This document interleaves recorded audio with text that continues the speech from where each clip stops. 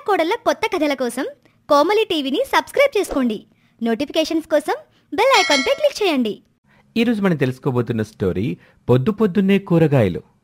రామాపురం అనే ఓ అందమైన పల్లెటూరులో కృష్ణయ్య, రాధమ్మ అనే దంపతులు నివసించేవారు. వారికి 2 కూతుర్లు. పెద్ద కూతురు పేరు చాందిని. అదే ఊళ్ళో డాక్టర్గా పనిచేసేది. చిన్న కూతురు కోమలి పక్కనే ఉండే పట్టణంలో సాఫ్ట్వేర్ ఇంజనీర్గా పనిచేసేది. యావండి, మనం నిజంగా అదృష్టవంతులం. మన ఊర్లో ఎంతో మంది కోటీశ్వర్లున్నారు. వాళ్ళు పెద్ద పెద్ద కాన్వెంట్ బడుల్లో వాళ్ళ పిల్లల్ని చదివించారు. మరి మనమేమో గవర్నమెంట్ స్కూల్లోనే మన పిల్లల్ని చదివించాం. కానీ వారు ఈ ఊరే గర్వపడే స్థాయిలో మంచి ఉద్యోగాల్లో స్థిరపడ్డారండి. అవును రాధా, నీకు గుర్తుందా? మా అన్నయ్యలు, చెల్లెళ్ళు అందరూ మనకి 2 కూతుర్లని ఎంతో చులకం చేసి మాట్లాడేవారు. చుట్టుపక్కల వాళ్ళు కూడా మనల్ని హేళన చేసేవారు. కానీ మనం వాళ్ళని కొడుకుల్లాగా పెంచాం. ఇప్పుడు వాళ్ళు మనం గర్వపడే స్థాయికి ఎదిగారు. అంతా దేవుడి దయ. ఇలా వీళ్ళు మాట్లాడుతూ ఉండగా అదే ఊరికి చెందిన కృష్ణయ్య చెల్లెలు సూర్యకాంతం అక్కడికి వస్తుంది. ఎన్నో ఏళ్ల తర్వాత వచ్చిన సూర్యకాంతాన్ని చూసి ఆ దంపతులిద్దరు ఎంతో సంతోషిస్తారు. చెల్లెమ్మా, ఎలా ఉన్నావమ్మా? ఇన్నాళ్ళు నీకు ఈ అన్నయ్య గుర్తుకు రాలేదా? అన్నయ్య, నీకు తెలియందేముంది? ప్రతిరోజు నిన్ను, వదిన్ని, చాందిని, కోమల్ని తలుచుకుంటానే ఉంటా. కానీ ఆ రోజు నాన్నతో మీ బావగారికి జరిగిన గొడవ నన్ను ఈ గుమ్మం మెట్లు ఎక్కనివ్వలేదు. యావండి, మీకు తెలియదు కానీ నేను వదిన ఎప్పటికప్పుడు గుళ్ళో కలుసుకుని మాట్లాడుకుంటూనే ఉంటాం. పెద్దదానికి డాక్టర్ చదివించమని సలహా ఇచ్చింది వదినే. కానీ తను ఆ విషయాన్ని మీతో ఎప్పుడూ చెప్పనివ్వలేదు. అవునన్నయ్య, ఎందుకంటే నేను నీతో మాట్లాడడం లేదన్న కోపంతో నువ్వు మా గురించి ఆలోచించు. మా ఇంటికి రావు. ఇక అవన్నీ పక్కన పెట్టి నువ్వేదైనా రోజు మా ఇంటికి వస్తే మీ బావగారు నిన్ను అవమానిస్తారు. ఆ జ్యూస్ నేను తట్టుకోలేను. పోనీలే అమ్మా, ఇన్నాళ్ళు జరిగిందేదో జరిగిపోయింది. కానీ ఈరోజు బావగారికి తెలియకుండా వచ్చావా? అసలు ఎందుకు వచ్చావమ్మా? ఏదైనా అవసరంలో ఉన్నావా ఏంటి? అవసరం లాంటిది అన్నయ్య. నిన్న మధ్యాహ్నం మీ బావగారికి హార్ట్ అటాక్ వచ్చింది. సమయానికి పిల్లలు కూడా ఇంట్లో లేరు. చాలా కంగారు పడిపోయా నేను. ఏం చేయాలో తోచనే లేదు. సరిగ్గా అదే టైంకి చాందిని పేరు గుర్తు చేశారు ఆయనే. మనూరులోనే కాక పట్టణంలో కూడా పలుకుబడున్న చాందిని అయితేనే సరైన వైద్యం అందించగలదని చెప్పేసరికి ఉదయం దగ్గర అప్పుడెప్పుడో చాందిని నెంబర్ తీసుకున్న విషయం గుర్తొచ్చింది. ఇక వెంటనే ఆమెకు ఫోన్ చేశా. తను క్షణాల్లో వచ్చి ఆయనకి సరైన వైద్యం అందించింది. పోనీలే అమ్మా, ఇప్పుడు బావగారి ఆరోగ్యం కుదుటపడిందా? బాగానే ఉన్నారు అన్నయ్య. నేను చాందినితో మాట్లాడాలనుకుంటున్నాను. తను ఎక్కడుంది? అదిగో పెరట్లో పువ్వులు కోస్తుంది అంటూ పెరట్లోకి సూర్యకాంతాన్ని తీసుకుని వెళ్తారు ఆ దంపతులిద్దరు. అమ్మ చాందిని, అత్తయ్య ఎలా ఉన్నారు? మావయ్య గారి ఆరోగ్యం ఇప్పుడు ఎలా ఉంది? మిమ్మల్ని మా ఇంట్లో చూడడం చాలా ఆనందంగా ఉంది. నేను కూడా ఈ ఇంటికి మళ్ళీ వస్తాను అనుకోలేదమ్మా. అంత నీ చలవే. నీ దయ వల్ల మీ మావయ్య బ్రతికి బట్ట కట్టారు. ఆయనే నన్ను ఇక్కడికి పంపారు.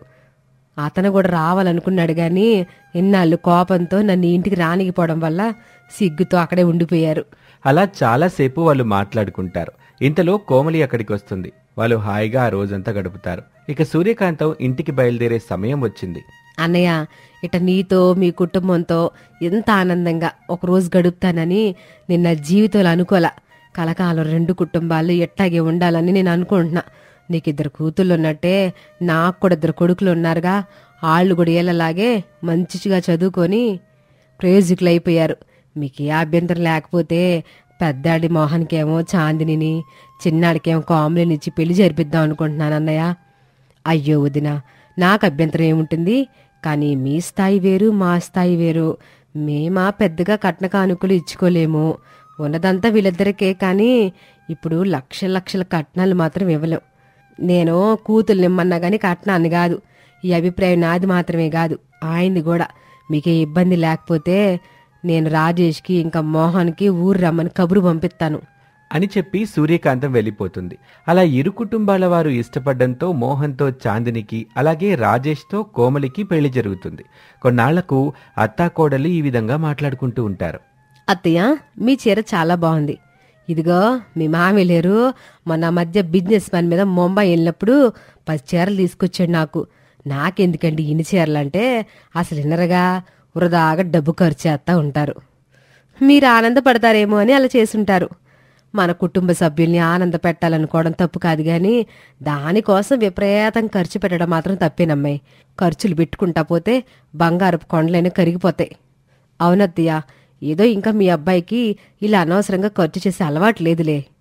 కానీ మీ చిన్న అబ్బాయికి మాత్రం ఈ అలవాటు పుష్కలంగా ఉంది. కామలే, అందుకే మనం డబ్బులు చాలా పొదుపుగా ఖర్చు చెయ్యాలి. ఇలా వీళ్ళు మాట్లాడుకుంటూ ఉంటారు. ఇంతలో రామారావు తన కొడుకులతో పాటు ఇంటికొస్తాడు. సూర్యకాంతం, ఘోరం జరిగిపోయింది. మనం మన ఆస్తంతటినీ కోల్పోయాం. ఈ ఇల్లు తప్ప ఏమీ లేదు. నేను వద్దంటున్నా నాన్నగారు మన ఆస్తి మొత్తాన్ని పనంగా పెట్టి స్టాక్స్ కొన్నారు. ఆ స్టాక్స్ ఇప్పుడు మనల్ని నష్టాల్లోకి నెట్టేసింది. అన్నయ్య చెప్తూనే ఉన్నాడు, కానీ పెట్టిన డబ్బంతా రెట్టింపు అవుతుందని ఊహించాం నేను నాన్నగారు కలిసి. ఇప్పుడు రెట్టింపు అవడం మాట పక్కన పెడితే మన డబ్బు కూడా మనకి మిగల్లేదు. ఇకపై మన పరిస్థితి ఏంటో కూడా నాకు అర్థం కావట్లేదు అనుకుంటూ ఆ కుటుంబం అంతా బాధపడుతూ ఉంటుంది. అప్పుడు కోమలి, అంతా మా తలరాత, జరగాల్సిందెలాగో జరిగిపోయింది. ఇలాంటి సమయంలోనే మనం తెలివిగా ప్రవర్తించాలి. అక్క, నువ్వు నిన్న అంటుంటే విన్నాను, ఆర్గానిక్ కూరగాయలకి ఇప్పుడు చాలా డిమాండ్ ఉందన్నావు. అవును కోమలి, ఆర్గానిక్ కూరగాయలకి మార్కెట్లో చాలా డిమాండ్ ఉంది. మనం వాటిని పండిద్దామక్క. మన ఇల్లు ఎలాగో వెళ్ళలేదు కదా, మన ఇంటి ముందు చాలా ఖాళీ స్థలం ఉంది. అక్కడే మనం ఆర్గానిక్ కూరగాయలు పండిద్దాం. పొద్దు పొద్దున్న ఆ కూరగాయలు కోసి ఆన్లైన్ వెబ్సైట్లో అమ్మేందుకు ప్రయత్నిద్దాం. చుట్టుపక్కల వాళ్ళంతా వచ్చి వాటిని కొనుక్కొని వెళ్తారు కదా. మంచి ఆలోచన కోడళ్ళు. ఇంట్లో అందరం కలిసి కోమలికి, చాందినికి సహాయం చేద్దాం. అలా ఆ కుటుంబం అంతా కష్టపడి కొద్ది రోజుల్లోనే వాళ్ల ఇంటి ముందు లాన్లో ఆర్గానిక్ కూరగాయలు పెంచుతూ వాటిని అమ్ముతూ ఉండేవారు.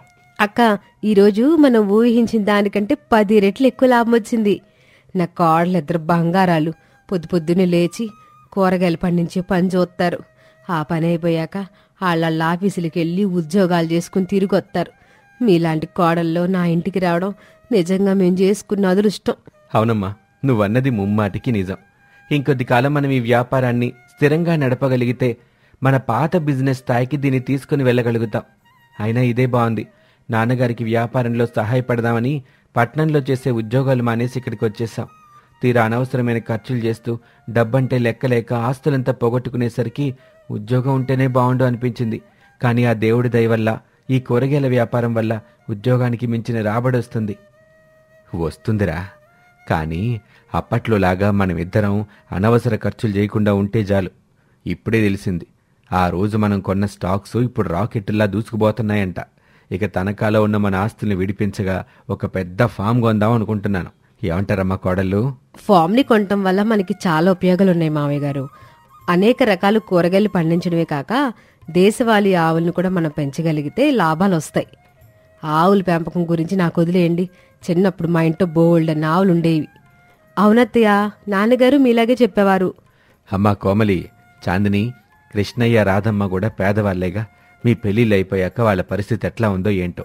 ఆర్థికంగా వాళ్ళు ఎలాంటి ఇబ్బందులు పడుతున్నారో. వాళ్ళకి ఎట్లాంటి అభ్యంతరం లేకపోతే వాళ్ళను కూడా మనతోనే ఉండనిద్దాం. హాయిగా 2 కుటుంబాలు కలిసి ఉందామమ్మా. అలా రామారావు చెప్పినట్టు పెద్ద ఫామ్ కొంటాడు. అక్కడ రాజేష్, మోహన్ దంపతులు పొద్దున్నే వెళ్లి కూరగాయల పంటల సంగతి చూస్తారు. వాళ్ళు ఎలాంటి ఇబ్బంది లేకుండా లాభాల బాటలో వ్యాపారాన్ని నడిపిస్తూ హాయిగా జీవించటం మొదలు పెడతారు. ఈ విధంగా కష్టాల్లో ఉన్న అత్తారింటిని చాందిని, కోమలి ఇద్దరూ తమ తెలివితేటలు ఉపయోగించి మళ్లీ తిరిగి వ్యాపారంలో పుంజుకునేలా చేస్తారు. ఇది వాల్టి కథ. మరొక ఆసక్తికర కథలో మళ్ళీ కలుద్దాం. అంతవరకు సెలవు, నమస్తే.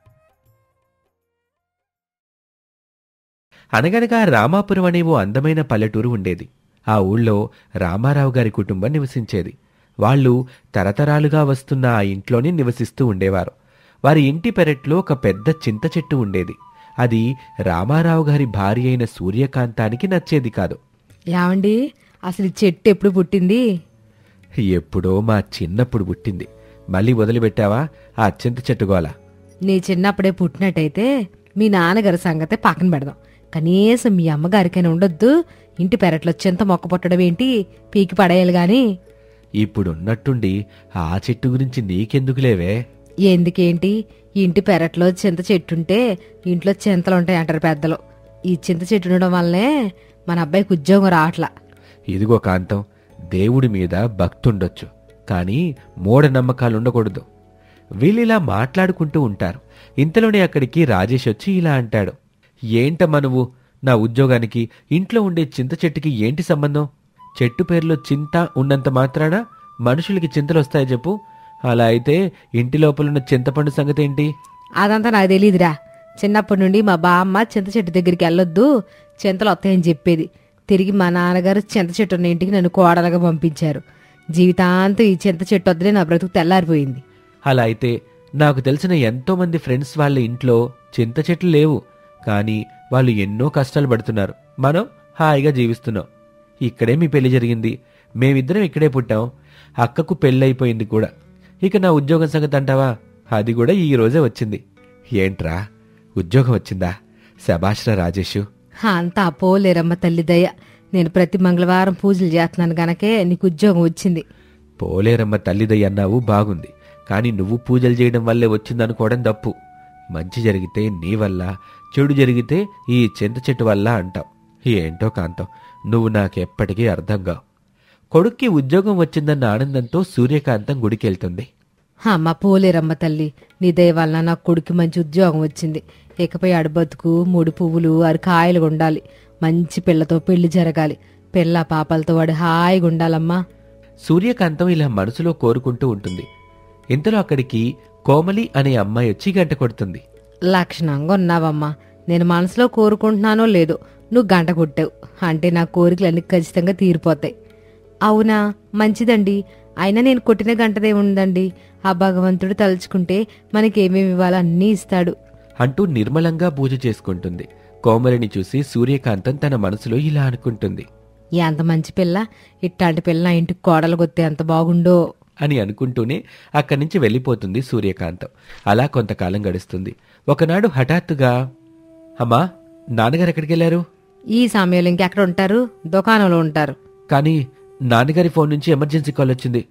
వెళ్ళి చూస్తే ఆయన దుకాణంలో లేరు. అందుకే కంగారుగా ఇంటికొచ్చాను. నాన్నగారి ఫోన్కి మళ్ళీ ఒకసారి ఫోన్ ట్రై చేస్తాను. ఈసారి Rajesh phone call Komali lift చేస్తుంది. హలో, రామారావు గారికి సడన్ గా హార్ట్ అటాక్ వచ్చింది. సమయానికి నేను దుకాణంలో ఉన్నాను. ఎమర్జెన్సీకి కాల్ చేసి హాస్పిటల్లో జాయిన్ చేశాను. థ్యాంక్స్ అండి, నేను ఇప్పుడే హాస్పిటల్కి వస్తాను. ఇంతకీ అది ఏ హాస్పిటల్? ఇలా జరిగిందంతా తెలుసుకొని రాజేష్ సూర్యకాంతం హాస్పిటల్కి వెళ్తారు. అక్కడ కోమలిని చూసి సూర్యకాంతం గుర్తుపట్టి ఇలా అంటుంది.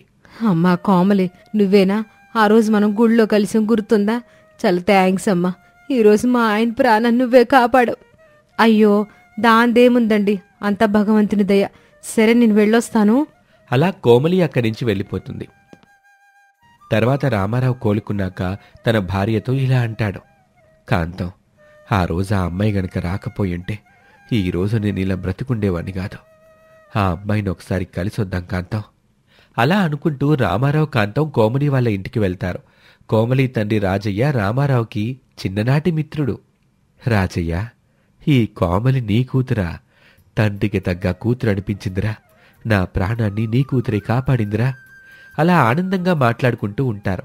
కాసేపటి తర్వాత రాజయ్య మాటల్లో ఇలా అంటాడు.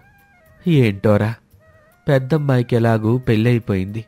ఈ చిన్నమ్మాయికి కూడా పెళ్లి చేసేస్తే మా బాధ్యత ఒడ్డెక్కుతుంది. అన్నయ్య, మీరు ఈ మాట అన్నారు కనుక నా మనసులో మాట చెబుతా. మీకు ఎట్లాంటి అభ్యంతరం లేకపోతే కోమలిని మా ఇంటికి కోడలుగా చేసుకుంటాం. అలా ఇరు కుటుంబాల వాళ్ళు మాట్లాడుకొని కోమలితో రాజేష్కి పెళ్లి ఘనంగా జరిపిస్తారు.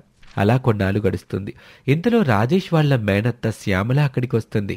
ఏంటొదినా ఆనందంగా ఉన్నట్టున్నారు? ఏదో ఆ దేవుడి దయ వల్ల అన్ని బాధ్యతలు తీరిపోయాయి. నువ్వు నీ భర్త ఎట్టా ఉన్నారమ్మా? నీ పిల్లలు ఎట్టాగున్నారు? నాకేం, మీ అంత కాకపోయినా మేం కూడా బాగానే ఉన్నాంలే. అసలు మా నాన్నగారు నాకు ఇస్తారన్న ఆస్తి అంతా మీరు తీసుకుని మమ్మల్ని రోడ్డు పడేశారు కదా. మేము బ్రతకలేమనుకుంటున్నారా ఏంటి? అయ్యో, అవేం మాటలమ్మా. మావయ్య గారు నీకు ఇవ్వాల్సినంతా ఆయన బ్రతుకున్నప్పుడు ఇచ్చేశారు కదా. ఆస్తిలో 2 వంతులు నువ్వే తీసుకుని 1 వంతు మాత్రం మాకు ఉంచావుగా. ఇంకా ఏంటమ్మా నీ కోరిక? ఆ 1 వంతు మాత్రం నీకెందుకు ఇవ్వాలి? నాన్నగారు తరతరాలుగా తీసుకొస్తున్న దుకాణం మా అన్నయ్య తీసుకున్నాడుగా. శ్యామల, ఊరుకుంటుంటే నీ మాటలు బాగా హెచ్చుమీరుతున్నాయి. ఆ దుకాణం నాకిచ్చినందుకు గానే నీకు 2 వంతుల ఆస్తి నాన్నగారిచ్చారు. అయినా ఆ దుకాణం ఎప్పుడో దివాలా తీసింది. తరతరాలుగా వస్తుంది గనుక మూసేయడం ఇష్టం లేక లాభాలు రాకపోతున్నా సరే నా డబ్బులు తిరిగి ఖర్చు చేస్తూ ఆ దుకాణం తెరుస్తున్నాను. అదంతా నాకు అనవసరం. ఆ దుకాణం ఉన్న చోట ఇప్పుడు కోట్లు పలుకుతున్నాయి. ఆ దుకాణం ఎత్తేసి ఆ చోటు నాకు ఇచ్చేసి, లేదంటే నీ ఆస్తిని, నీ కొడుకు ఉద్యోగాన్ని అన్నిటిని నాశనం చేసేస్తాను. నీకు చేతనైంది చేసుకో. నేను న్యాయంగా ఉన్నాను. ఆ భగవంతుడే నన్ను కాపాడతాడు. తన అన్నయ్య అలా అనేసరికి శ్యామల కోపంతో ఇంటికి వెళ్ళిపోతుంది. పట్నంలో పేరు పలుకుబడి ఉన్న తన భర్త సహాయంతో రామారావు కుటుంబాన్ని రోడ్డుకి ఈడుస్తుంది. నాన్నగారు, నా ఉద్యోగం పోయింది. అసలు ఎందుకు ఇలా జరిగిందో నాకు అర్థం కావట్లేదు. మొన్న మన మేనత్త వెళ్ళొచ్చినప్పటి నుంచి మా బాస్ నీకు శ్యామల గారితో ఏంటి గొడవ అని అడుగుతున్నారు. మా మేనత్త అని చెప్పినా కూడా నమ్మటం లేదు. ఈరోజు నన్ను ఏ కారణం లేకుండానే ఉద్యోగం నుంచి తీసేశారు. మనం ఇంటిని ఆస్తినంతటిని జప్తు చేస్తున్నట్టు గవర్నమెంట్ నుంచి ఆర్డర్ వచ్చింది. మనమేదో ఇల్లీగల్ యాక్టివిటీస్లో పాల్గొన్నామని అంటున్నారు. పొద్దున్నే పోలీసులు కూడా వచ్చి వెళ్ళారు. మనల్ని రేపటి కల్లా ఇల్లు ఖాళీ చేయకపోతే స్టేషన్లో పెడతామని బెదిరెత్తన్నారు. ఇదంతా ఆ మహాతల్లి చేసిన ఘనకార్యమే. ఒకే కడుపున ఇద్దరం పుట్టాం.